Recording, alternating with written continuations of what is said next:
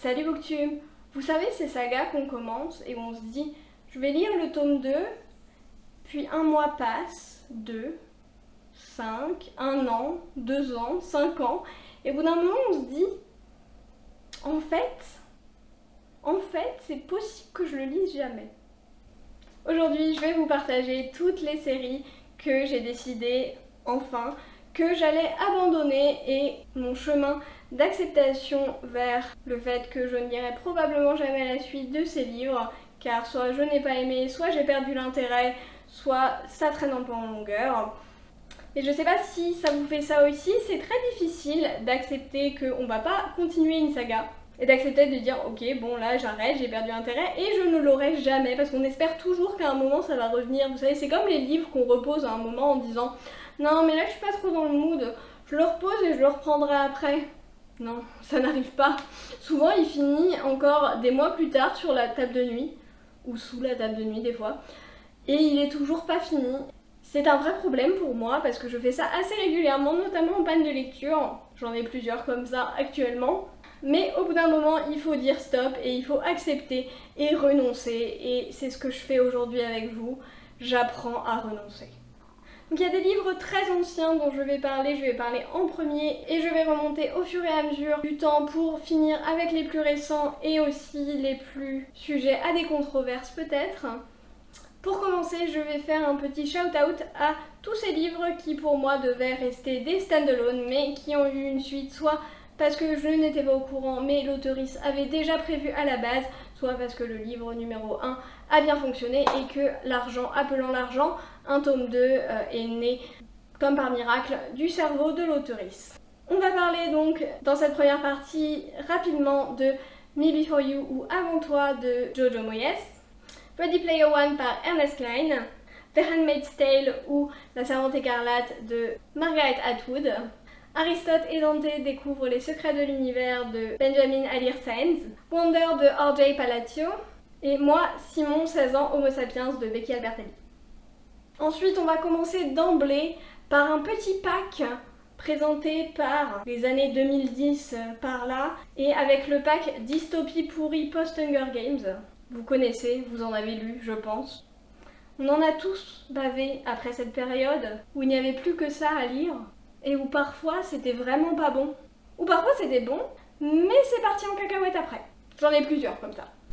Et notamment, parfaite transition, le premier, il s'agit de Promise de Ali Kondi, qui a un tome 1 que j'avais trouvé à l'époque très intéressant, très bien, avec un univers vraiment rafraîchissant, où le gouvernement contrôle absolument tout et notamment va proposer aux jeunes à l'âge de 16 ans, en fonction de leur personnalité, leur goût, leurs souhaits, leur morphologie, leurs intérêts, etc., le travail qui leur correspond le plus, ainsi que la personne qu'ils vont épouser, avec une compatibilité théorique à 100% et des gènes compatibles pour éviter tout risque de maladie génétique également, parce qu'ils contrôlent aussi beaucoup sur le plan médical. Et un univers aussi où la langue écrite à la main a complètement disparu et a été remplacée par un langage complètement informatisé. Le tome 1 était vraiment cool, on voyait un petit peu les critiques de cet univers qui paraissait assez idéalisé au début et on retrouve tout ce principe théorique de la dystopie qui est initialement présenté comme une utopie mais où on se rend compte des travers par la suite. Et dans le tome 2, je sais pas pourquoi, on part directement sur une révolte complète, sur un abandon de la société, on part dans le désert, je sais plus, enfin c'est vraiment pas bon du tout. Mais à l'époque, ça ne m'avait pas du tout convaincue et j'ai arrêté la trilogie au tome 2. Ensuite, très rapidement, Starters, une trilogie de Lisa Price. Je ne me souviens absolument pas de ce livre, c'est une dystopie lambda probablement, je n'ai vraiment aucun souvenir ni des personnages ni de rien du tout. Donc voilà, pour le coup ça n'a pas été très difficile de l'arrêter celle-là. On enchaîne avec une autre dystopie qui est Gone de Michael Grant. J'ai arrêté au cours du tome 1. Il s'agit d'un monde où tout le monde va disparaître sauf les adolescents et donc nous sommes dans mon enfer personnel où l'ensemble de la population est sujette aux hormones et aux mauvaises décisions et à cette illusion de liberté qu'ils peuvent tout faire. Et donc voilà, on va se retrouver dans cette chose qui a été refaite par la suite par The Undread et qui est absolument insupportable où tout le monde est stupide. Tout le monde est stupide. Ce n'est pas possible. Aucune société ne survivrait comme ça, c'est pas possible, arrêtez. arrêtez avec les trucs où il n'y a que des ados, on a besoin d'adultes et de maturité, s'il vous plaît. Ensuite, le livre Numbers de Rachel Ward. Pareil, je n'ai pas beaucoup de souvenirs de ce livre. Le pitch avait l'air intéressant, il s'agit d'une jeune fille qui voit pour toutes les personnes qu'elle rencontre la date de leur mort, mais je ne m'en souviens pas trop. Ça m'avait beaucoup déçu malgré un pitch intéressant, donc j'ai rien d'autre de plus à en dire. Ensuite, on va passer sur des choses un petit peu plus connues et peut-être un petit peu plus récentes aussi, quoique. Surtout un petit peu plus connues, et on attaque directement avec Les Hauts Compteurs de Patrick Maxper, qui est une de mes déceptions littéraires de mon lycée, je crois, je me souviendrai toujours de cette saga, qui était très prometteuse avec un tome 1 génial où on suit un personnage qui apprend à être un haut conteur. Il s'agit d'un mélange entre des aventuriers, des bardes et des espions dans un royaume et qui possède une sorte de pouvoir magique qui est la voix, qui permet d'hypnotiser et de contrôler un petit peu la volonté des gens. Et ce pouvoir se maîtrise en fonction de la diction, en fonction du vocabulaire, de la tonalité des mots, de la vitesse de diction, etc. Et je trouvais que ce jeu avec la langue, cette façon de parler, cette éloquence qu'ils avaient était vraiment très intéressante. Et j'avais adoré le tome 1 que j'avais lu en une journée et j'avais directement enchaîné avec le tome 2. Je me rappelle, j'étais retournée l'acheter avec ma mère. J'avais enchaîné avec le tome 2 et là c'était parti sur quelque chose de totalement différent. On était parti sur directement des vampires, je crois. Aucun rapport. Peut-être qu'après ça retombait sur ses pattes, mais en fait j'étais tellement déboussolée et tellement chamboulée par ce changement radical que ça m'a totalement prise de court. J'ai pas du tout aimé, je voulais juste retrouver cet univers avec ce que j'avais aimé dans le tome 1 et du coup je l'ai arrêté directement. Je crois au bout d'une centaine de pages à peu près. Ensuite, un roman qui avait beaucoup fait parler de lui pendant ma période de lycée, il s'agit de Oxapollock de Anne Pichota et Sandrine Wolf. J'ai lu 3 tomes sur les 6 qui sont sortis au total. J'avais beaucoup aimé à l'époque, je trouvais que c'était rafraîchissant, en tout cas pour le début, avec une low fantasy assez peu classique, des créatures innovantes, des pouvoirs magiques intéressants et une histoire qui était moins linéaire que toutes les histoires de fantasy épiques qu'on a pu avoir à cette période-là. Mais je me suis vite fait rattraper par mes pet peeves personnels, à savoir une protagoniste qui fait des choix très discutables et malgré certaines mises en garde de ses proches et qui fait erreur sur erreur. Et évidemment, comme tous les livres à cette époque, un magnifique triangle amoureux qui n'avait aucun sens et avec toujours des mauvaises décisions. Et en plus, à la fin du tome 3, il se passe quelque chose que je n'ai pas du tout aimé, notamment en lien avec ce triangle amoureux, et donc ça m'a fait complètement arrêter la saga en fait. Un peu dans le même genre, une autre saga que j'ai arrêtée à cause de mes pet peeves personnels, malgré un pitch intéressant, il s'agit de Oscar Pym, une saga de fantasy en 4 tomes, de Ellie Anderson, qui est le pseudonyme en réalité pour un auteur français qui est également médecin. Et le principe de base est très intéressant, c'est Oscar qui fait partie de la famille des Medicus, c'est-à-dire des personnes qui ont le pouvoir de se rapetisser et de parcourir le corps humain dans des sortes de petits vaisseaux. Et donc ils vont traverser dans les vaisseaux sanguins au contact des hématies, voir un petit peu comment tout le corps fonctionne, dans le tube digestif, etc. Et donc c'est super intéressant et il y avait vraiment quelque chose à faire autour de ça. Mais encore une fois, ce qui m'a complètement fait arrêter cette saga, au bout des 2 premiers tomes, c'est le personnage d'Oscar qui, malgré toutes les mises en garde de ses proches, malgré toutes les fois où on lui dit il ne faut pas faire ci, il ne faut pas faire ça, parce que telle raison, et des raisons toujours valables et toujours importantes, il fait toujours l'erreur stupide de ne pas faire ce qu'on lui dit et après il vient pleurnicher parce que les conséquences qu'on lui a annoncées arrivent et donc il ne sait pas quoi faire. Et donc il vient pleurnicher aux mêmes personnes qui l'avaient mis en garde avant. Et c'est quelque chose qui m'insupporte absolument et que j'ai vu dans beaucoup trop de romans. Une autre saga française, décidément, les pauvres auteurs français, et celle-ci qui était très connue à l'époque. Il s'agit de Tara Duncan de Sophie Audouin-Manoukian, que j'ai arrêté au bout de 3 tomes sur beaucoup trop, parce que juste ça partait trop loin, c'était trop de choses différentes. Moi qui aime bien les hard magic systems, des univers où la magie est bien définie, avec des règles, avec des coups, avec tout ça, où c'est très clair, très précis. Alors là, on n'est pas du tout là-dedans, ça part dans des choses qui n'ont plus aucune continuité, qui n'ont plus aucune logique, on a des créatures, des choses, de la magie, des baguettes, des machins. Voilà, ça part un peu dans tous les sens et moi j'aime pas, ça enlève toute crédibilité au récit et je trouve que même au sein de son propre univers, c'est pas logique avec lui-même. Donc voilà, c'est pour ça que j'avais arrêté. Décidément, cette vidéo n'est pas tendre pour les livres. Je m'excuse vraiment si vous avez aimé ces romans.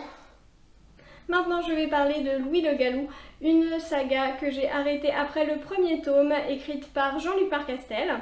Il s'agit d'une saga de fantasy médiévale, tout ce qu'il y a de plus classique, cliché et prévisible, et pourtant juste très mauvaise pour prédire ce qui va se passer dans des romans, et qui, en plus de ces schémas classico-classiques, présente le combo absolument insupportable du Chosen One et de la prophétie en un même tome, ce qui est absolument génial, et ce qui ne m'a pas du tout donné envie de continuer. Un point positif cependant, c'est le côté très réaliste de l'ambiance médiévale, avec notamment l'utilisation de la carte d'Europe et de France à l'époque médiévale, ce que j'avais trouvé très cool. On voit que Jean-Luc Marcastel est un expert de cette période-là et qui s'est beaucoup renseigné. Mais ça ne suffit pas à pallier aux autres défauts du livre. Et toute cette ambiance est aussi associée à une ambiance de grossophobie, sexisme et pro-religieuse qui me gêne beaucoup, même si c'est forcément associé à l'époque. Ensuite, Les Mystères de l'Arispem de Lucie Pierapajot, qui est un des grands gagnants du concours Gallimard Jeunesse sur le premier roman fantasy, et celui qui a suivi Christelle Dabos avec La Passe Miroir. Celui-ci a beaucoup moins fonctionné que La Passe Miroir, malheureusement pour l'autrice. J'avais trouvé le tome 1 plutôt solide, plutôt assez bien fait, avec une histoire qui était correcte, des personnages plutôt pas mal, un univers qui était sympa. Malheureusement, c'était pas assez captivant pour que j'ai envie de prendre la suite un an plus tard quand elle est sortie. Donc voilà, je n'ai pas continué cette saga et maintenant ça fait beaucoup trop longtemps. J'ai oublié tout ce qui se passait et je ne pense pas que ce soit intéressant pour moi de continuer. Ensuite, une saga que je suis très triste de mettre dans cette vidéo. Il s'agit de L'Apprenti d'Araluen de John Flanagan. C'est une saga que j'ai lue jusqu'au 7e tome sur 13. Donc vous vous doutez bien que si j'ai continué jusqu'au 7e tome, c'est que j'avais beaucoup aimé. Et en effet, pour moi, les 3 premiers tomes sont vraiment géniaux. Il y a tout ce que j'aime dans de la fantasy. C'est l'histoire d'un jeune garçon, petit et frêle, qui n'a pas sa place dans le monde jusqu'à ce qu'il découvre le métier de ranger. Et il va devenir un apprenti ranger, donc avec toute une histoire d'apprentissage, de l'espionnage, du tir à l'arc, du lancer de couteau, de discrétion, d'équitation. Beaucoup d'apprentissage et vraiment les 3 premiers tomes sont une très belle histoire. J'ai trouvé que le personnage de Will grandissait énormément. Sa relation avec son maître est absolument parfaite et je trouve ça très bien avec une grande bataille à la fin.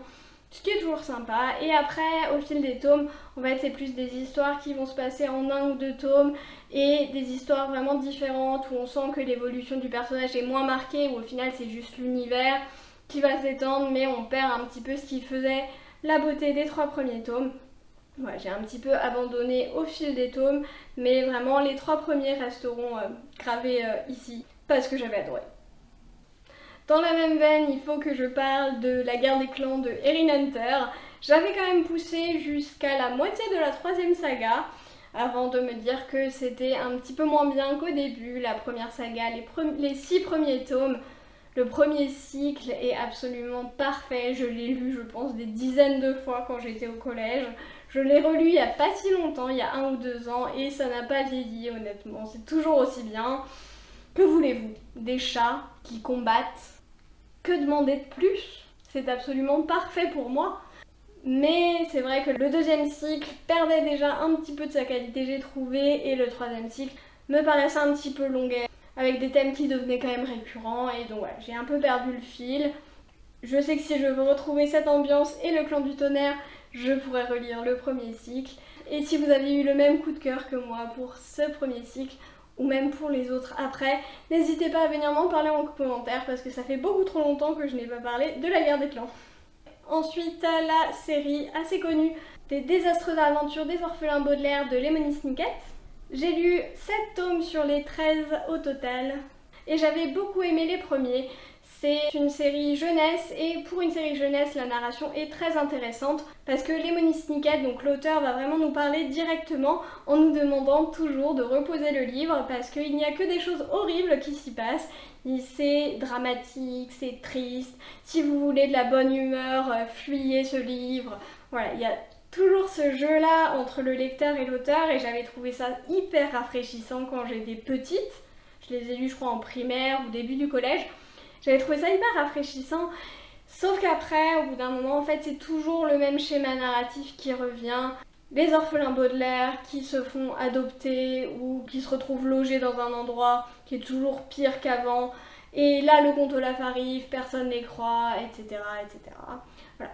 J'ai un peu l'impression d'être dans cette ambiance dessin animé pour enfants, style Totally Spies ou Scooby-Doo, où tous les épisodes sont faits de la même façon et on arrive à prédire exactement ce qui va se passer. Vous savez, ces épisodes des Totally Spies où il se passe un truc, elles sont appelées par Jerry, on donne des gadgets, elles enquêtent, elles se font emprisonner, elles utilisent le gadget, qui est évidemment le gadget parfait pour cette situation, et après elles capturent le méchant. Là c'est un peu pareil. Il me semble que à la fin ça va un petit peu mieux qu'au fil des tomes. La structure narrative change un peu mais je pense que c'était trop tard pour moi. J'ai essayé plusieurs fois de les relire mais honnêtement ça passe pas. Donc j'ai décidé que c'était mieux d'abandonner et peut-être qu'à un moment j'arriverai à me mettre plus assidûment à la série Netflix qui est une très bonne adaptation mais avec une ambiance assez singulière. Et j'ai pas encore réussi à me mettre dedans tout simplement. Cependant, le générique est très très bien et Neil Patrick Harris a fait un super travail avec ce générique. Ensuite on va parler de Falling Kingdoms de Morgan Rhodes où j'ai lu le premier tome sur les 6 qui sont parus. C'est une saga qui avait pas mal tourné sur le booktube américain il y a quelques années et que j'ai honnêtement pas vu depuis bien longtemps. Donc je ne sais pas qui lit encore la fin de cette saga mais je ne sais pas s'il y a beaucoup de monde.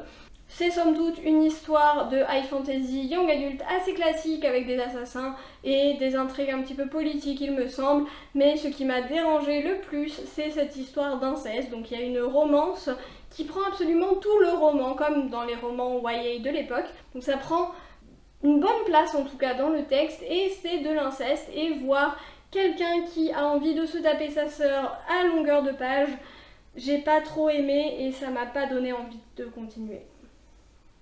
Un livre qui pourra peut-être commencer à faire un petit peu débat, il s'agit de Eragon par Christopher Paolini.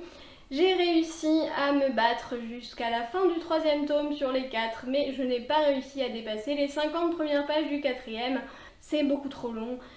Autant le premier tome était bien, autant après on part sur de la copie pure et simple de Tolkien, en passant des créatures à la structure narrative jusqu'à même l'elfique de Tolkien. Et honnêtement, c'est long. C'est long. J'ai abandonné le moment où il y a 25 pages pour forger une épée. C'est trop. Forger une épée, à la rigueur, si on veut décrire, ça demande 2 pages. Pas plus. Pour moi, le seul truc intéressant et le seul truc qu'on a vraiment envie de suivre en fait dans Eragon, c'est Eragon et Saphira et voir un petit peu le reste, sauf que ça prend à la fin 10% de l'histoire. Je n'ai pas envie de subir une histoire et des pavés énormes pour 10% qui m'intéressent. Désolée et j'espère que vous n'aimez pas cette saga parce que sinon, ce que j'en dis ne doit pas vous plaire. Comme en fait toute cette vidéo. On rentre décidément vraiment dans les plus controversés avec Throne of Glass de Sarah J. Maas, où j'ai lu 4 tomes sur les 7 sortis actuellement. Je crois que la saga est encore en cours, mais honnêtement, j'ai arrêté depuis bien longtemps de m'y intéresser. J'ai une relation assez conflictuelle avec Sarah J. Maas. Elle a fait certains de mes livres préférés, et notamment A Court of Mist and Fury, qui est un de mes livres préférés à vie. Je le trouve absolument magnifique, je trouve que la gestion de la santé mentale, l'histoire et la gestion des personnages est absolument parfaite. Mais depuis, c'est vrai qu'elle ne m'a pas convaincue et il y a beaucoup de choses qui m'ont dérangée dans ces romans. Et notamment dans Throne of Glass où on change totalement de paradigme et de genre au bout du 4e tome, ce qui est un petit peu gênant. Et on a vraiment les 3 premiers tomes qui sont plus dans le young adulte, assez classique, avec des histoires d'assassins, de fantasy, avec des retournements de situation. Et à partir du 4e tome, on part sur du new adulte / adulte avec des scènes de sexe. Et franchement, Sarah J. Maas, il faut qu'elle arrête de faire des scènes de sexe. C'est toujours les mêmes, elles sont pas bien écrites honnêtement. Enfin, dans Akoma, ce qui était bien, c'était que c'était du build-up, c'était du slow burn et on était sur du flirt. Et ça, Sarah J. Maas sait très bien le faire avec des scènes de tension sexuelle et qui étaient très bien faites. Mais une fois que les gens sont ensemble, c'est juste pas possible. Faut arrêter avec les scènes de sexe, elles sont clichés au possible. Et j'ai développé une aversion fondamentale pour le mot mate. Je sais plus comment ils l'ont traduit en français, mais sérieusement ce mot me fera à jamais penser aux scènes de sexe de Sarah J. Maas et je ne peux plus le voir en peinture quoi. J'avoue, je n'ai pas continué après A Court of Wings and Ruin, je n'ai pas lu Crescent City, je n'ai pas lu le tome 4 de la saga. J'ai un peu peur de ce que je vais y trouver, je sais que j'ai des amis qui ont vraiment détesté, pour qui c'était un des pires tomes jamais lus, et d'autres qui ont vraiment bien aimé. Je sais pas encore si je compte les lire un jour, c'est quand même un investissement, ils sont très très gros. C'est possible que ça finisse en bitching continu. Après, si c'est quelque chose qui vous intéresse, si ça vous intéresse de me voir rager sur des livres un petit peu comme ce que je fais là, vous pouvez me le dire en commentaire, peut-être que ça influera ma décision de le faire ou non, on verra. Mais voilà, je suis un peu partagée avec Sarah J. Maas. En tout cas, ce qui est sûr, c'est que Fall of Glass, je le mets de côté et j'oublie. Ensuite, un livre qui n'est pas mauvais en soi, mais qui n'est juste pas mon genre de livre. Il s'agit de Meg Corbin par Anne Bishop, qui m'avait été prêté gentiment par une très bonne amie qui a au passage une chaîne YouTube qui s'appelle Plop, que je vous mets directement dans la description. Et je vais également vous mettre une de ses dernières vidéos juste ici. Elle m'avait passé ce roman parce qu'elle sait que je ne suis pas une fan de Beat Lit et elle voulait m'initier au genre en me donnant un roman qu'elle trouvait très bien dans le genre. Et en effet, quand je revois ma review Goodreads, je lui avais mis 4 sur 5, donc c'était une bonne lecture. Mais voilà, je suis vraiment pas Beat Lit. Il y a 8 tomes dans la saga, je suis pas prête à me consacrer à une saga aussi longue pour quelque chose dont je ne suis pas fan et pour lequel je serai dans le mood une fois tous les 36 du mois. Voilà, c'est pas un mauvais tome, c'est juste que c'est pas mon style et que voilà, c'est pas fait pour moi. On arrive vers la fin et je vais parler maintenant de Keeper of the Lost Cities de Shannon Messenger. J'ai lu les 4 premiers tomes et il y en a au moins 10 qui sont annoncés, oui, 10.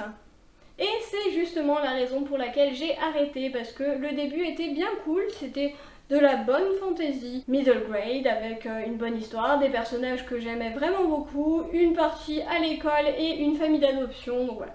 Tous les codes et tout ce qui fonctionne dans la littérature jeunesse y était, il n'y avait aucun souci, mais ça traîne en longueur. Et ça n'avance plus, tout prend du temps, tout est très long et il faut apprendre à certains auteurs à mettre en 200 pages ce qui peut tenir en 200 pages et à ne pas les étaler sur 400. C'est un peu comme Bilbo avec le beurre étalé sur la tartine trop longue, vous savez. Ben, c'est un peu ça.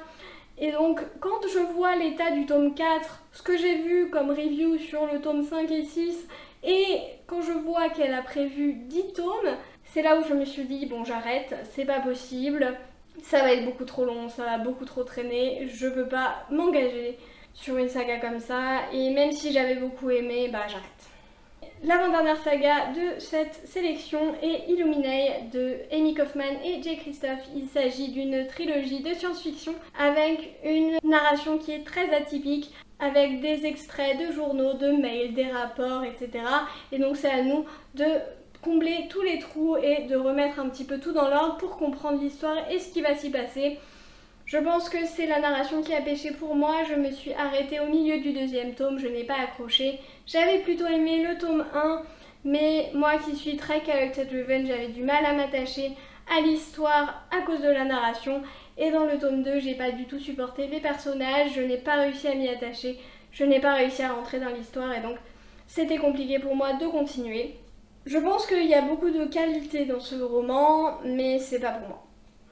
Et enfin, le dernier, et pas des moindres, peut-être le plus controversé de cette vidéo, il s'agit de Outlander par Diana Gabaldon. J'ai lu 4 tomes sur les 9 qui sont actuellement sortis, le 9e vient de sortir tout récemment. Et j'ai adoré le premier tome qui est absolument parfait, qui est absolument génial. Je crois que malgré sa taille, je l'ai lu en une journée. Les 2 et 3 sont très bien aussi. Et à partir du 4, c'est là où ça commence vraiment à pêcher. Si vous ne savez pas, Outlander, les tomes sont des bricasses mais énormes de plus de 1000 pages à chaque tome. Il y en a 9, c'est quand même un investissement.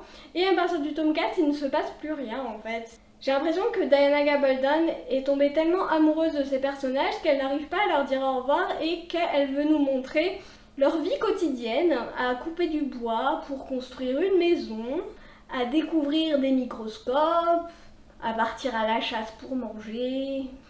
Mais bon, ça sur 1000 pages, ça fait pas un roman quoi. Et c'est pas parce qu'on a des bons personnages, parce que oui, les personnages sont cool, c'est pas parce qu'on a des bons personnages qu'il faut totalement oublier l'histoire. Et c'est vraiment, ça s'étire vraiment trop en longueur. Et je sais que le tome 5 est encore pire que le tome 4 pour ça. Donc c'est pour ça aussi que je n'ai pas voulu m'engager là-dedans. Peut-être qu'après ça devient de nouveau bien. Je crois qu'à partir du tome 6, ça redevient un petit peu plus dynamique, un peu plus consistant. Donc probablement que Diana Gabaldon a rattrapé un petit peu les choses après. Mais voilà, moi j'ai juste pas la foi pour continuer. Même la série, j'ai un petit peu abandonné à la fin de la saison 3. Autant la saison 1 était vraiment géniale, autant après je trouve que ça perd en qualité. Et j'ai beaucoup de problèmes avec Diana Gabaldon, de sa relation avec Jamie. Je pense que si elle pouvait se marier avec son personnage, elle le ferait. Mais probablement que je reparlerai de Diana Gabaldon dans une autre vidéo dédiée parce que j'ai beaucoup de choses à en dire. Donc voilà, c'est la fin de mes griefs de lecture et des sagas que je ne vais pas terminer. Je suis absolument désolée si il y a un de vos livres préférés sur lequel j'ai bitché sans arrêt, mais ça n'engage que moi, ce sont mes opinions personnelles, évidemment vous avez tous le droit d'aimer les livres que vous aimez, c'est pas parce que moi j'aime pas que j'ai un avis supérieur au vôtre, non, absolument pas. Il y a beaucoup de livres que je n'ai pas aimés ou j'ai décroché par pur goût personnel, sans que cela veuille dire quoi que ce soit sur la qualité intrinsèque du roman. Cette vidéo a fait quand même du bien à ma pile à lire qui diminue un petit peu de taille même si elle reste beaucoup trop imposante et qu'il faut absolument que je la fasse descendre. Mais avant, il y a quand même pas mal de très bonnes sorties en août qu'il faut que j'aille me procurer. Après cette vidéo bien trop longue, on arrête tous de procrastiner, on va prendre un livre et moi je vous dis à la prochaine.